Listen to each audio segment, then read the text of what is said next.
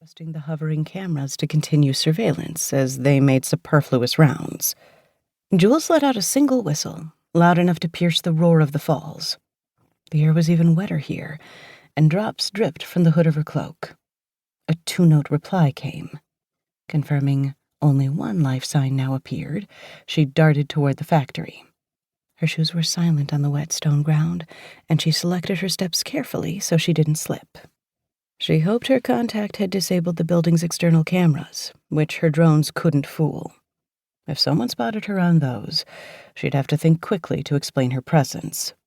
Being able to do these jobs herself, without having to rely on strangers, would have been so much better.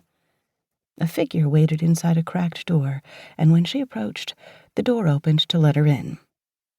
"In the blackest night," they said. "The stars shine brightest," she replied. The person didn't speak further, didn't offer a name, didn't lower their hood. Jules didn't either, though it would have been nice to ditch the wet cloak. Her contact could have been man or woman, young or old. Like on most of her jobs, they maintained anonymity. It was safer for both of them. All she knew was the other person was a fellow Obsidian Force sympathizer. They worked in administration at this factory, not engineering, and they hadn't been able to find anyone among their co-workers with the knowledge and the willingness to act. So, here Jules was. They'd come in through the side entrance, likely used for hovercart deliveries, based on the corridor's width. Concrete blocks blocked the noise of the water, and her breathing sounded extra loud in the silence.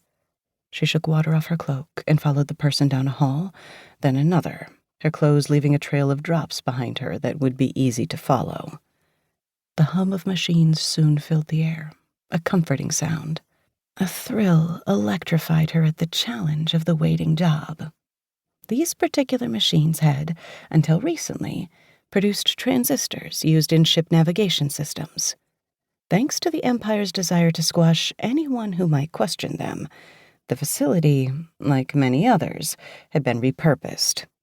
Now it cranked out guidance systems for missiles that would be used to bomb unruly colony cities. But not for much longer. After another turn, they reached the main room, a large gaping space mostly cloaked in darkness. Her contact faded into the shadows. Like they'd done with the cameras outside, they were supposedly keeping patrolling security bots away from this area. One wall, 30 feet high, was nothing but racks of missiles, waiting for the guidance systems to be added.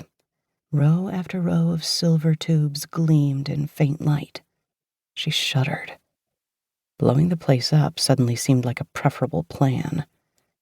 Jules ignored the conveyor belts and robotic arms, and the brief image in her head of those arms grabbing her and pressing her onto said conveyor belts while they stamped her face with the Confed symbol. Instead, she circled the machinery and aimed for the rear door. This was better than many jobs. On the last planet, a barren, icy world, all she'd been able to do was mess with enviro controls in the dome housing Amber Alliance soldiers. It wouldn't stop attacks, wouldn't hurt the Empire.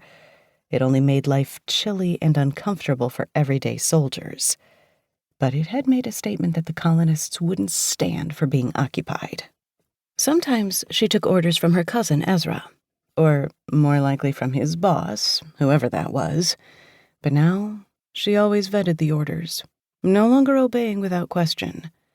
Ezra knew he could count on her to act somehow, and she'd do enough to hurt the Empires and keep the Obsidian Force happy. But after the incident with a capital I on Grieva 3, she had limits. When she opened the rear door, she faced the waterfall. The sound immediately resumed, booming and rattling her teeth. Huge amounts of water flowed into a mechanical system that converted the kinetic energy to power. And mechanical systems could be easily broken.